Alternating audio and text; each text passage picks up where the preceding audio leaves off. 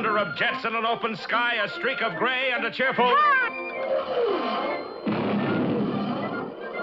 A loop, a whirl, and a vertical climb, and once again you'll know it's time for the adventures of Rocky and Bullwinkle and friends.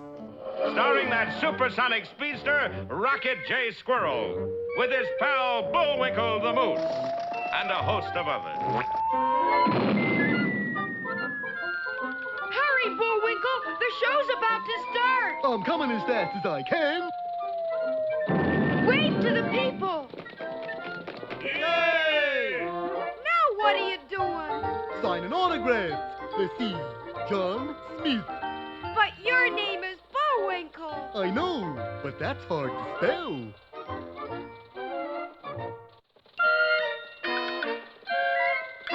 We're gonna have a lot of fun.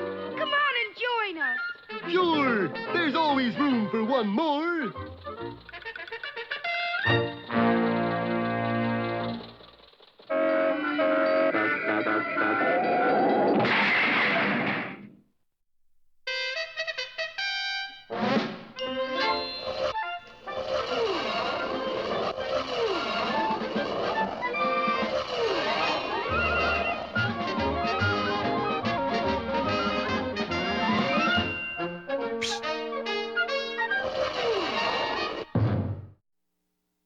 Our story opens today in the post office at Frostbite Falls, Minnesota, a tiny Northwoods hamlet with a total population of 48. Of course, that's during the summer rush. This is the postmaster, James J. Nearly, sorting the mail.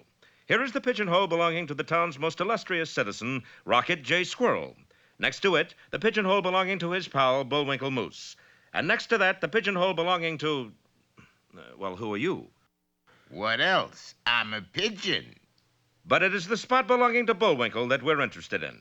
For going into it right now is a letter which will change the whole course of Rocky and Bullwinkle's lives. And if that's not a good beginning to a story, I don't know what is. Just then, the door swung open. Hi, Mr. Nearly. Any mail today? Well, I put your fan mail in those 2 sacks there, Rocky. Fine. Nothing for me, I suppose. Matter of fact, you do have one letter, Bullwinkle. I do. Now, who do I know that can write? Open it, Bullwinkle. It may be important. Oh, I wish you hadn't said that, Rock. Now I'm too nervous to open it. Okay, I will. It's from a New York law firm. That's pretty bad right there. My dear Mr. Moose, That's me, all right. this is to inform you that your Uncle Dewlap passed on last month.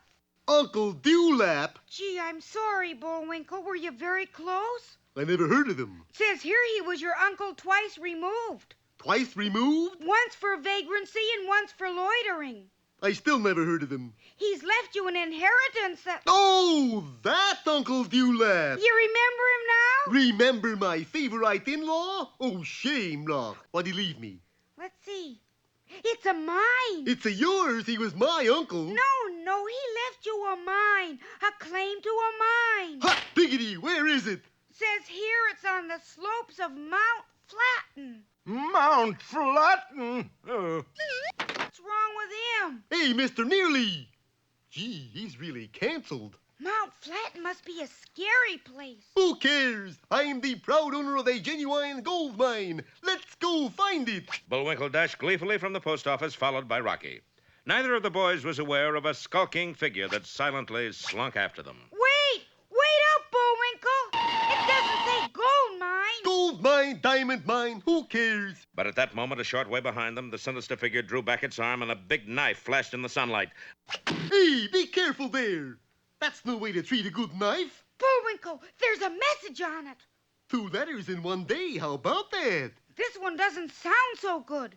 To Moose it may concern. Keep away from Mount Flatten or you will die slowly, horribly. Signed, a friend. Well, that does it, Bullwinkle. It does? Yep. This letter means that mine must be worth an awful lot, and somebody's really going to try to keep us away from it. Yeah. Oh, well, we can always go back to being turnip ranchers. No, sir, Bullwinkle. We're going to go to Mount Flatten and claim that claim. I'm with you, Rock. Hand me my suitcase. Little did Bullwinkle know that inside his suitcase was a charge of TNT wired to go off as soon as he opened it. Well, will our hero's adventure stop before it even starts? And who or what is that mysterious knife-throwing stranger? Don't miss our next episode, Big Bomb at Frostbite Falls, or The Exploding Metropolis.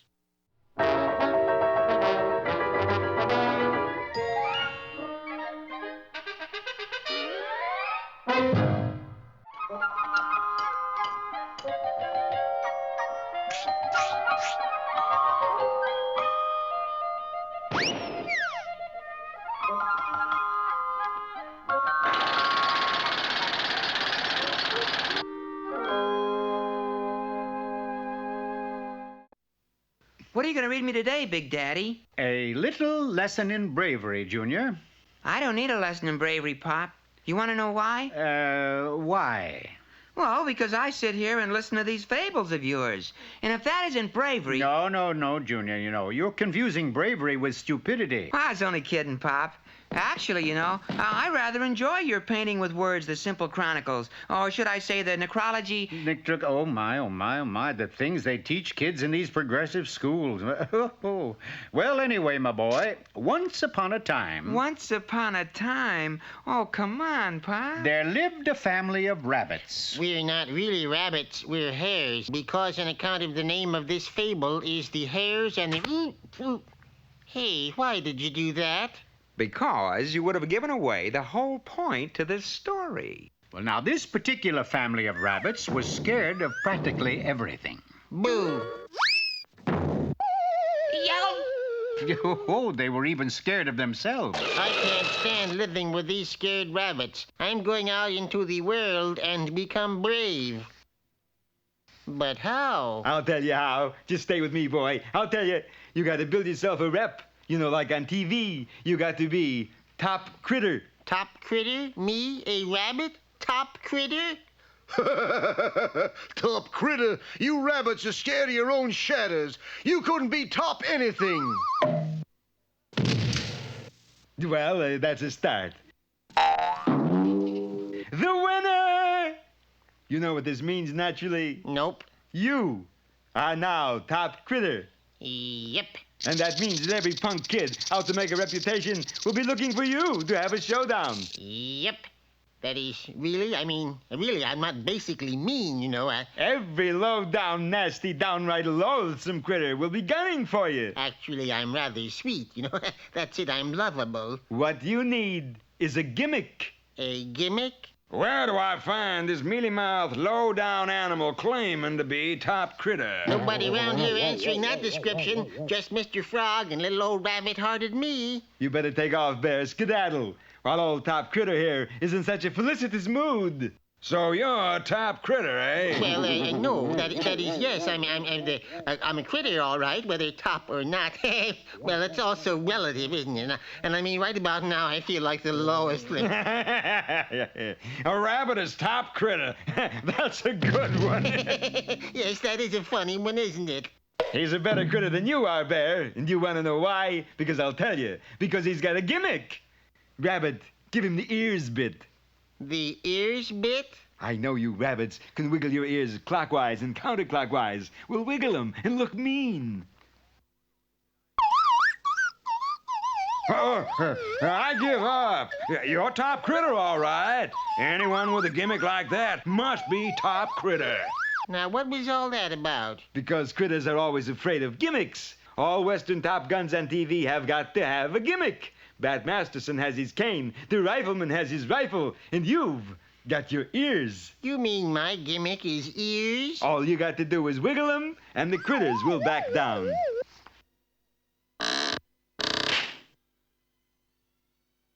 You are sitting in my chair, partner. Nobody sits in that chair but me, partner. That's my chair. Well, find another chair.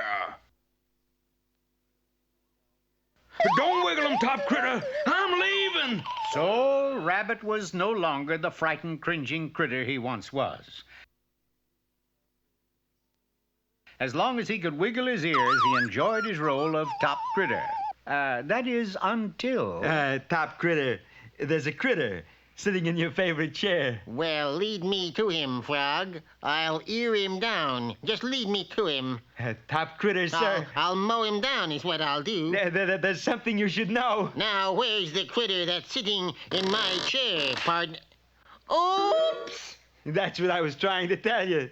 He's got a gimmick. And so Mr. Rabbit was no longer top critter, because at last he had come up against a critter who had a stronger gimmick than he had. He returned to the rabbit family, although he was never quite as frightened as he had been. Which is the moral of this story? Well, Junior, do you know what it is? Sure. Critters may come and critters may go, but gimmicks go on forever. Gimmicks go... Oh, my. I couldn't have put it better myself, Junior.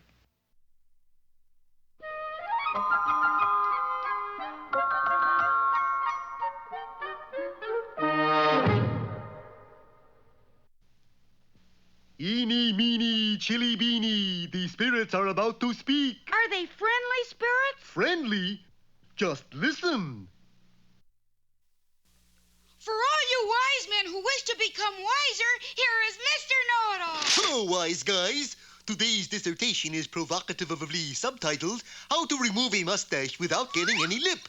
Now, you can't shave a mustache unless you have a mustache. Yes, sir. What can I do for you? I would like a mustache to go. Which kind you prefer, the $1,000 type or the $999 type? Actually, I'd like something right in the middle. Say around $1.50. I'm sorry, but we only sell expensive mustaches. As you can see, the average mustache remover is bound to run into an occasional obstacle. Yes, sir. I'd like a loan. Any collateral? What'll you give me for a flying squirrel? Say around $1,000. Just what I need. Where do I sign? This is a stick-up. Doggone pen. Doesn't want to give any ink. Oh, sorry about that, sir. Here, let me hold your gun. Sometimes the average mustache remover encounters lots of obstacles. But, Your Highness, this is all a mistake. 99 years. Take them away. And so it is with deep regrets I am unable to tell you how to remove Mr. Know-It-All, your lip! You've grown a mustache! I have! Quick, I just have time to remove it! Hand me my miracle mustache remover! But that isn't... We liberally sprinkle all exposed areas with this... But it isn't mustache remover! No? What is it? Vanishing cream! No, he tells me! And now it's time for 5 or 6 baritone solos in the key of E. But... Ooh. Now for another of our special features. Should have tried E flat.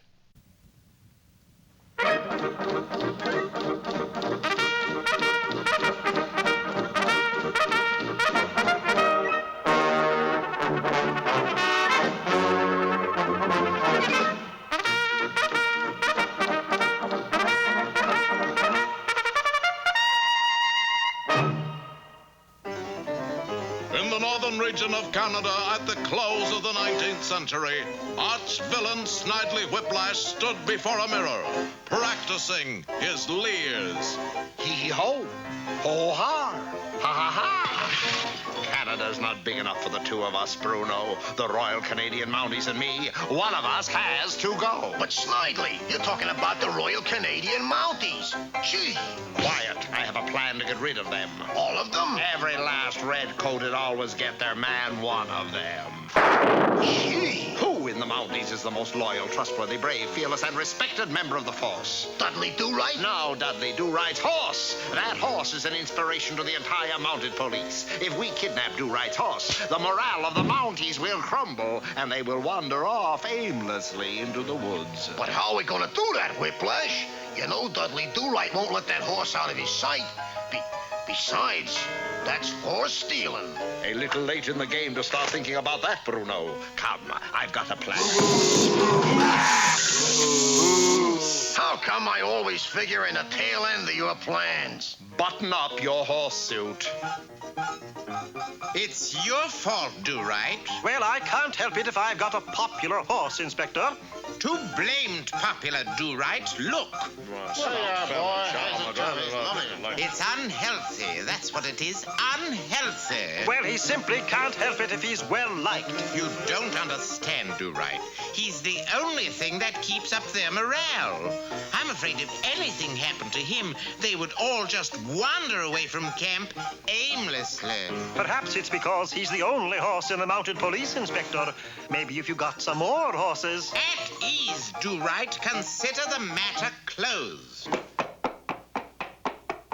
There he is now, Bruno. I'll take your word for it.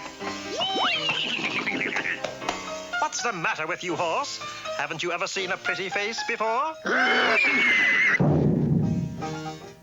Where's your horse, Dudley? He met up with a pretty face, Inspector. That was no pretty face, Do-Right. That was Snidely dressed up in a horse suit. You mean my horse ran off with a snidely dressed horse suit? You want to let the cat out of the bag? You mean horse, Inspector? Dudley, Do-Right, we've got to find that horse before the rest of the camp finds out he's missing. But it wasn't long before a few of the Mounties, their morales crumbling, started wandering aimlessly out of camp into the forest, including our hero. We've got to do something, Dudley. About what, Inspector? It worked out fine, eh, Snidely? We got Dudley's horse, just like you said. Yes, everything worked out fine, except I can't get out of this horse suit. Well, you got into it. I know I got into it, but now the zipper is stuck. Oh, well, I'd better run over and see how the morale is at the fort.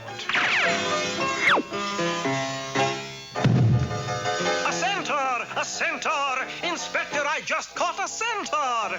That is no centaur, Do-Right. That is Snidely dressed in half a horse suit. All right, half a Snidely. Tell us what you've done with Dudley Do-Right's horse. Never, Inspector. I shall never tell you where I've hidden him. And the morale of the Mounties will crumble. Did you see that, Dudley? That gives me an idea. So, in order to keep up the morale of his troops, the inspector made Snidely Whiplash Dudley Do-Right's horse, and the troops did not notice the difference. However, Snidely Whiplash did. Giddy up there, Snidely, or I'll give you a whiplash. Wait a minute. You've almost got me believing I'm a horse. I'll take you to your horse. And so, Inspector, here I am, and here's my horse. But where is Snidely Whiplash? Oh, he escaped. Escaped from a mountie? That's shameful, Do-Right. Downright shameful. I know, Inspector. He was the best horse I ever had.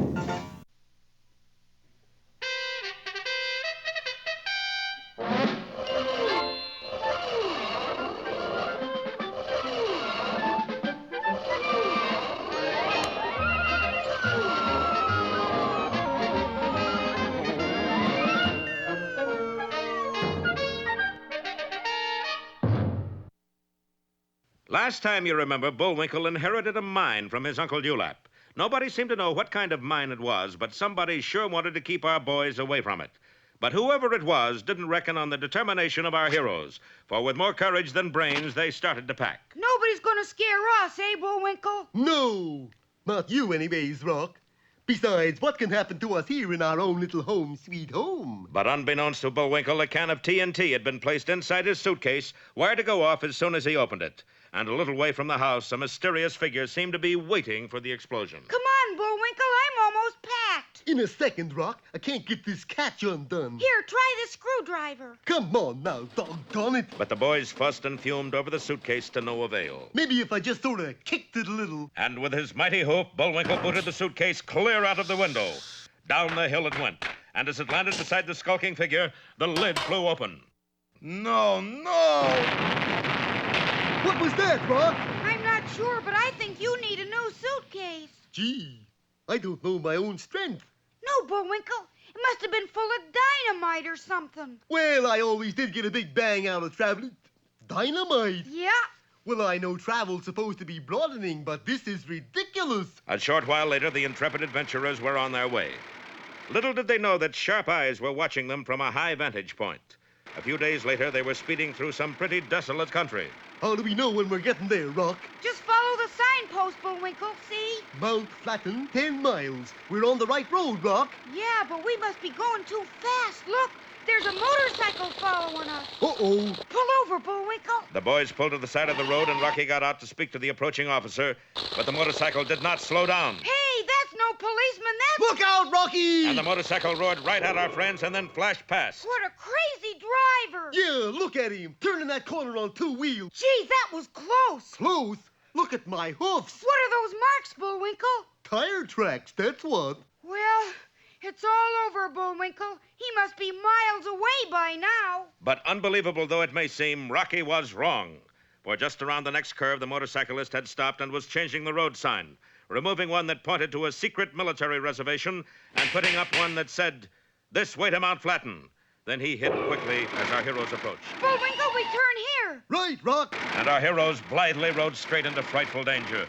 Oh, what foul fiend could do a trick like that? What venal villain? What perfidious scoundrel?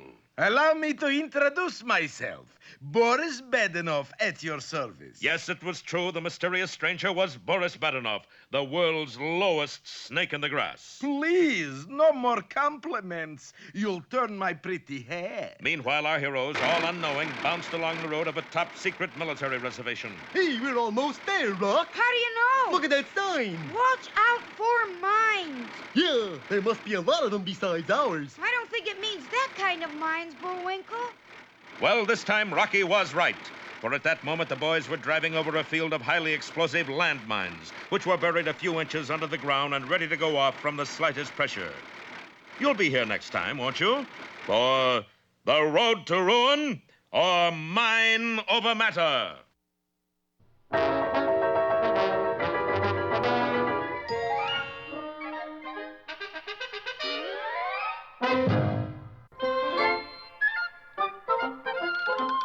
Well, it looks as if our time is just about run out. Mine must be a little slow. You got the credits, Bullwinkle? All on this itty-bitty card. Oop.